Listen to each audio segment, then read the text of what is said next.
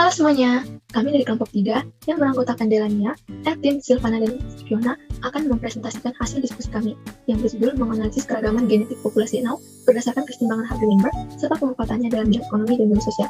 Selamat menyaksikan. Nah, adapun rumusan masalah yang kami angkat yakni yang pertama, bagaimana keragaman dan potensi genetik Arenga Pinata. Kemudian yang kedua, bagaimana keterkaitan antara morfologi dengan konsep keragaman genetik dan populasi sesuai kesetimbangan Hardy-Weinberg. Kemudian yang ketiga, bagaimana keragaman dan potensi genetik Arenga Pinata dalam aspek ekonomi dan sosial. Nah, sehingga berdasarkan rumusan masalah ini, kami merumuskan tujuan sebagai berikut. Yang pertama, menjelaskan keragaman dan potensi genetik dari Arenga Pinata.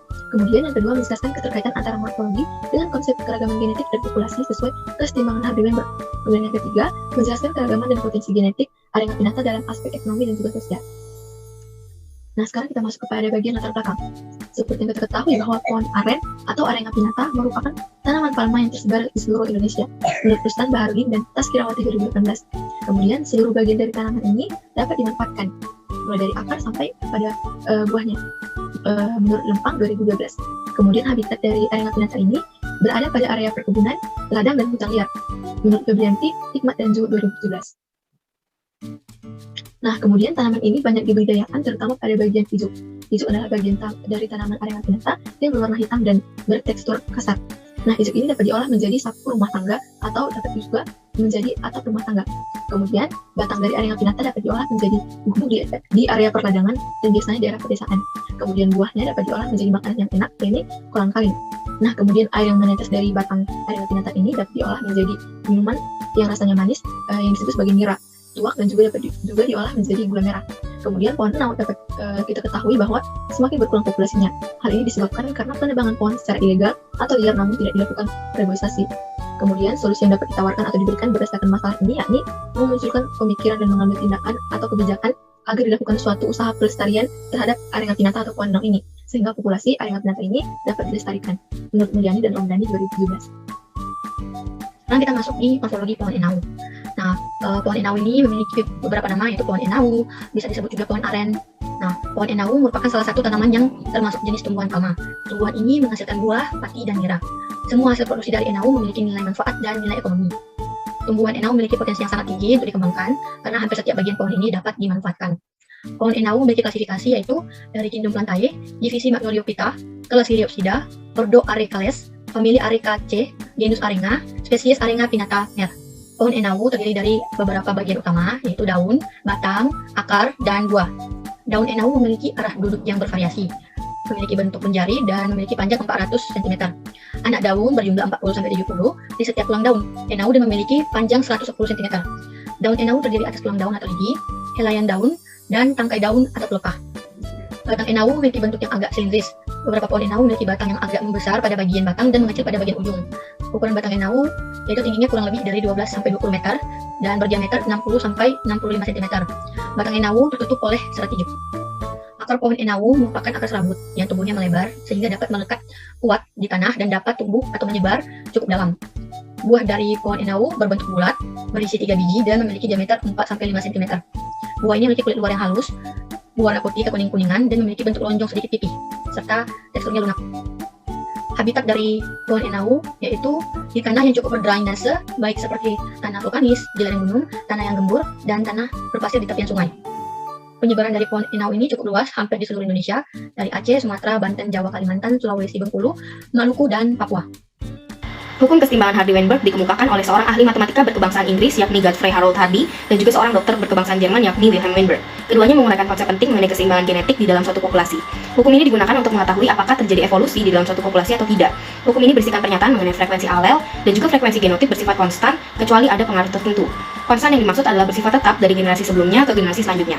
Maka dari itu dapat diketahui bahwa ada keterkaitan antara frekuensi alel dan juga frekuensi genotip. Contohnya jika alelnya terdapat A besar dan juga A kecil, maka genotip yang muncul adalah A besar A besar, A besar A kecil, dan juga A kecil A kecil.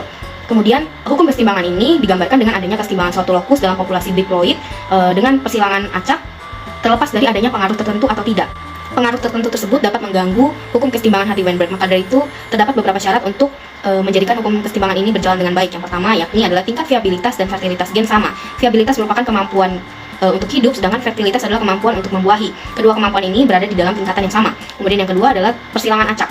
Di dalam suatu populasi sangat besar kemungkinannya untuk individu yang berbeda ataupun sama genotip dan fenotipnya untuk saling bertemu dan melakukan persilangan. Kemudian yang ketiga adalah tidak terjadi mutasi, dan juga yang keempat tidak terjadi migrasi. Kemudian yang kelima atau yang terakhir adalah jumlah individu yang besar di dalam populasi juga menjadi syarat ketentuannya. Populasi yang besar, jika terdapat mutasi ataupun migrasi, tidak akan terlalu terlihat perbedaannya. Sedangkan jika terjadi mutasi atau migrasi di dalam populasi yang kecil, maka akan sangat terlihat karena individu-individu yang ada di dalam populasi kecil tersebut memang sangat sedikit sehingga memperlihatkan adanya perubahan atau evolusi di dalam populasi tersebut. Oke, sekarang kita akan melihat bagian-bagian dari pohon enau yang bernilai ekonomi dan sosial. Seperti yang kita ketahui, pohon enau ini dapat dimanfaatkan dalam berbagai hal karena dapat diolah. Pertama, seperti menjadi bahan bangunan, kemudian dapat menjadi sumber kerajinan tangan, dapat juga menjadi makanan bila diolah, serta bahkan dapat diolah menjadi perabotan rumah tangga, misalnya sapu, atap, dan lain-lain. Nah, melalui hal ini sebenarnya dapat kita pahami ya bahwa pohon enau ini dapat dimanfaatkan dalam aspek ekonomi dan dapat meningkatkan kebutuhan konsumsi, meningkatkan penghasilan para petani yang membudidayakan enau, meningkatkan pendapatan negara bahkan dan sebagainya. Bahkan tidak hanya dalam nilai ekonomi saja, pohon enau ini juga bahkan memberikan dampak hingga ke ranah sosial seperti untuk meningkatkan luasnya lapangan kerja, kemudian melestarikan lingkungan serta meningkatkan rasa gotong royong di antara masyarakat. Nah, sekarang kita akan melihat bagian-bagian dari pohon enau yang biasanya dimanfaatkan oleh masyarakat. Yang pertama adalah bagian akar. Akar dari pohon enau ini biasanya dimanfaatkan sebagai obat-obatan tradisional karena dari akarnya ini dapat diambil air seduh yang sangat bermanfaat gitu untuk mengobati berbagai jenis penyakit. Nah, selain itu pohon enau ini ternyata juga banyak ditanam masyarakat di desa, khususnya karena akar pohon ini dapat tumbuh berambar itu sangat dalam di dalam tanah sehingga bermanfaat sebagai pohon yang mencegah terjadinya erosi. Nah, yang kedua adalah bagian batang dari pohon ini. Bagian batang dari pohon ini biasanya digunakan oleh masyarakat sebagai kayu bakar, juga menjadi papan, pelengkap alat-alat dapur diolah ya, diolah seperti menjadi alat musik, pipa air, bahkan bisa digunakan untuk menjadikan batangnya ini sebagai jembatan kayu ya. Nah, selain itu ternyata batang dari pohon enau ini juga mengandung nira. Nah, bila batang ini disadap, dia akan mengeluarkan nira. Nah, nira ini dapat diolah oleh masyarakat tuh menjadi nata de pina, menjadi cuka, bahkan tuak. Nah, nira ini dia memiliki rasa yang manis karena kandungan karbohidrat di dalam nira ini cukup tinggi, mencapai 11,28%. Oleh karena itu, nira ini biasanya diolah oleh masyarakat menjadi bahan-bahan makanan gitu. Sedangkan cuka dan tuak itu biasanya dihasilkan dari hasil fermentasi nira.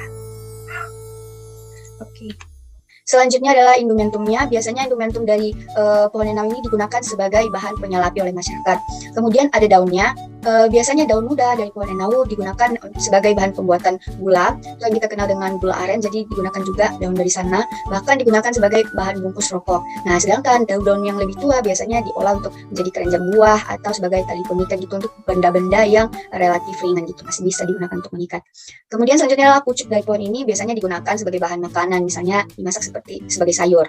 Selain itu ada juga bagian ijuk atau lidi. Nah, biasanya ijuk atau lidi ini dimanfaatkan oleh masyarakat, diolah untuk membuat sapu ijuk, sapu lidi, sikat, gesek, serta penyaring air, pembungkus kabel, bahkan bisa digunakan sebagai atap rumah ya. Nah, bagian lidi dari pohon ini dapat diubah menjadi tusuk sate, menjadi keranjang, dan sebagainya.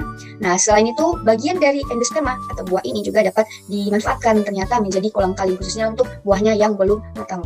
Nah, dan terakhir adalah bunga. Jadi, bunga dari pohon ini biasanya lebih banyak dimanfaatkan oleh hewan-hewan ya, karena dapat menjadi sumber makanan bagi mereka, apalagi pada hewan-hewan yang kecil.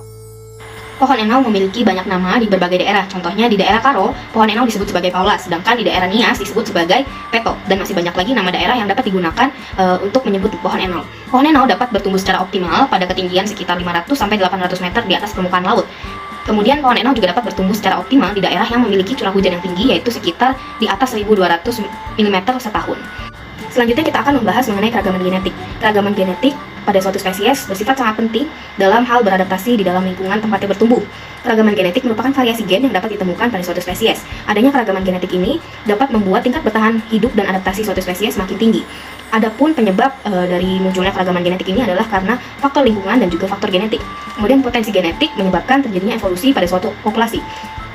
Evolusi yang dimaksud di sini adalah terjadinya perubahan frekuensi alel ataupun frekuensi genotip dari generasi sebelumnya ke generasi selanjutnya pada suatu populasi sehingga tidak memenuhi syarat dari hukum keseimbangan Hardy-Weinberg. Pohon enau memiliki populasi yang besar, hampir tersebar di seluruh Indonesia. Haringa pinnata memiliki populasi yang tidak terisolasi dari populasi lain. Hal ini disebabkan karena penyerbukannya dan penyebarannya dibantu oleh beberapa faktor seperti angin, serangga, beberapa jenis kumbang, dan hewan. Salah satu hewannya itu musang. Dia menyebar biji ketika selesai memakan buah dari pohon aren. Biji yang tidak tercerna akan dibuang melalui kotorannya. Musang sering berpindah-pindah sehingga dia dapat menyebarkan biji dari pohon aren ini di beberapa daerah, sehingga dapat dikatakan bahwa musang membantu pohon enau melakukan migrasi ya. Nah, kemudian Aringa pinnata ini banyak dibudidayakan. Banyak petani yang melakukan pemulahan tanaman atau pemulahan pohon aren untuk memperbaiki sifat dan menghasilkan bibit yang unggul. Pohon aren juga dapat mengalami mutasi, yaitu dengan cara menembakkan sinar gamma. Sebuah populasi dapat dikatakan sesuai dengan kesetimbangan Hardy-Weinberg apabila memenuhi kelima syarat terjadinya kesetimbangan Hardy-Weinberg seperti yang telah dijelaskan di FK 3. Nah, melalui analisis penulis terhadap pohon aren ini, dapat diambil kesimpulan bahwa populasi Aringa pinnata mengalami perubahan baik dari fenotip maupun genotip, sehingga tidak sesuai dengan kesetimbangan Hardy-Weinberg. Keragaman genetik pohon enau terdiri dari variasi warna batang, bentuk buah, warna hijau, bentuk pelepah daun, susunan pelepah daun. Nah, keragaman genetik dapat memengaruhi morfologi atau fenotip spesies. Semakin beragam faktor genetik, maka fenotip semakin meluas. Oke, sekarang kita akan membahas variabilitas dari pohon aren di Kecamatan Bukit Barisan berdasarkan pembahasan di Jurnal Bulan 3 tahun 2019. Jadi di tabel ini bisa kita lihat dipaparkan ada karakter kuantitatif dan karakter kualitatif dari pohon enau. Jadi sekarang kita akan fokus pada karakter kualitatifnya. Apa sih yang dapat kita pelajari dari tabel ini? Dari karakter kualitatif ini bisa kita lihat ya, ada beberapa aspek misalnya permukaan batang, warna pelepah, sampai ke warna biji muda. Nah, setiap karakter ini diberikan kisaran. Maksudnya kisaran itu adalah kisaran variabilitasnya. Apakah dan misalnya dari permukaan batang ini kisarannya itu hanya satu karakter varian, yaitu adalah ada bekas pelepah. Sedangkan warna kulit itu terdapat varian, yaitu warna kulit batang dari abu-abu hingga ke coklat terang, bentuk pelepah daun variannya bersegi semua. Sedangkan susunan pelepah itu kisarannya susunan berhadapan atau bersilang gitu, warna pelepahnya hijau kecoklatan. Kemudian di tabel selanjutnya bisa kita lihat salah satunya nih warna hijau. Warna hijau itu variannya itu coklat kehitaman hingga kehitam. Jadi dari setiap aspek ini ada variannya gitu. Nah, Ulantika menyatakan bahwa di antara setiap aspek-aspek ini ada dua karakter yang memiliki variabilitas yang cukup meluas gitu. Yang pertama itu adalah warna kulit batang dan yang kedua adalah warna hijau. Jadi variabilitas warna kulit batang dari pohon enau ini ditemukan mulai dari kulitnya berwarna abu-abu hingga ke coklat. Nah, sedangkan warna hijau bisa berwarna coklat atau hitam. Nah, sedangkan yang lainnya itu bisa kita lihat tadi, pertama permukaan batang karakteristiknya berpelepah atau tidak. Permukaan daun licin dan mengilap. Bentuk buahnya agak lonjong atau bulat. Dan sebagainya. Nah, variabilitas genetik dari pohon enau ini jadi dapat dipahami bahwa ternyata masih sempit sehingga masih belum ditemukan keragaman fenotipe dan morfologi tanaman. Dengan demikian dapat disimpulkan bahwa keragaman atau variabilitas genetik sangat erat hubungannya dengan morfologi suatu spesies. Jadi semakin banyak keragaman, semakin beragam variabilitas genetiknya, maka morfologi suatu spesies akan semakin berbeda gitu, akan semakin kaya. Sekarang kita akan mencoba melihat pemanfaatan dalam bidang ekonomi dan sosial. Bila sebelumnya telah dijelaskan bahwa pohon enau ini dapat dimanfaatkan karena bernilai ekonomi dan sosial. Nah, sekarang kita melihat pemanfaatan dalam bidang ekonomi dan sosial. Kita akan membahasnya. Nah, seperti yang kita ketahui, pohon enau ini merupakan pohon yang tergolong sebagai tumbuhan yang serbaguna. Alasannya seperti yang kita jelaskan sebelumnya, karena bagian-bagian dari pohon ini dapat digunakan gitu, dapat memberikan manfaat masing-masing. Nah, terdapat banyak pihak yang diuntungkan bila memanfaatkan pohon enau ini, mulai dari para petani yang membudidayakan pohon enau, kemudian pengrajin juga diuntungkan karena dapat mengolah kerajinan berbahan dasar pohon enau, dan kemudian para pedagang juga dapat diuntungkan, khususnya para pedagang-pedagang makanan yang menjual makanan seperti kolang-kaling, bahkan tuak atau cukai yang dihasilkan dari fermentasi nira yang kita pelajari sebelumnya. Nah, keragaman genetik pohon enau dapat menambah nilai estetika sehingga mendukung pemanfaatan dalam bidang ekonomi. Masyarakat sekitar juga dapat meningkatkan rasa kekeluargaan. Nah, selain bidang ekonomi, maka pohon enau ini pun dapat secara tidak langsung berdampak pada bidang sosial, karena misalnya seperti yang kita ketahui, batang pohon enau itu digunakan oleh manusia untuk pembuatan jembatan kayu gitu ya. Pasti untuk membuat jembatan kayu itu dibutuhkan gotong royong atau kerjasama oleh masyarakat desa. Akhirnya pohon enau ini pun dapat memberikan dampak meningkatkan rasa kekeluargaan karena gotong royong yang dilakukan gitu. Wawasan Kristen Alkitabiah. Pohon enau merupakan salah satu jenis keanekaragaman hayati yang memiliki fungsi ekonomis. Pohon enau memiliki peran fungsi dalam kehidupan manusia. Banyak bagian dari pohon enau yang dapat dimanfaatkan bagi manusia untuk menunjang kehidupan di bumi. Seperti yang kita ketahui bahwa Allah menciptakan segala sesuatunya dengan sangat baik, terstruktur dan juga memiliki peran dalam kehidupan masing-masing. Namun jika ditinjau secara mendalam, pohon ini termasuk dalam kategori pohon yang berpotensi mengalami kepunahan jika tidak mendapat perhatian atau dilestarikan. Oleh karena itu, sebagai manusia yang memiliki rasio berpikir dengan akal budi, sudah seharusnya kita memelihara atau memberikan kontribusi untuk melestarikan area binatang ini. Hal ini sesuai dengan mandat budaya yang Allah berikan kepada manusia untuk menjaga dan memelihara bumi beserta dengan isinya. Melalui pembahasan yang telah dirincikan sebelumnya, maka didapatkan beberapa kesimpulan. Yang pertama yaitu keragaman pohon enau ditemukan pada warna batang, bentuk buah, warna ijuk, bentuk pelepah daun, dan juga susunan pelepah daun. Kemudian yang kedua adalah adanya fenomena alam maupun perlakuan makhluk hidup lain seperti hewan ataupun manusia yang dapat mengganggu sehingga mengakibatkan terjadinya perubahan frekuensi genotip dan juga fenotip pada populasi pohon enau. Kemudian yang ketiga, adanya pemanfaatan pada bidang ekonomi, yakni sebagai kerajinan tangan, produk keperluan rumah tangga, dan juga olahan lainnya, sehingga dapat mendukung ekonomi para petani, para pengrajin, dan juga para pedagang. Kemudian pada bidang sosial, yakni dapat memupuk rasa gotong royong, seperti yang telah dijelaskan sebelumnya, bahwa ketika masyarakat memanfaatkan pohon enau bersama-sama untuk membangun fasilitas ataupun kepentingan bersama di dalam lingkungan tempat tinggal mereka. Saran yang dapat kami berikan yaitu marilah melakukan budidaya dan ikut mengambil kontribusi dalam melestarikan pohon enau. Selain itu, disarankan juga untuk tidak melakukan eksploitasi secara berlebihan pada pohon ini, sehingga proses pemeliharaan dapat terlaksana dengan baik dan populasi pohon enau dapat semakin terpelihara. Kemudian untuk penelitian selanjutnya, agar dapat memperkaya sumber resmi pendukung materi dan lebih baik, bila penulis dapat melakukan observasi secara langsung, sehingga mendapatkan data yang lebih banyak lagi untuk dapat dianalisis dan memperkuat penelitian.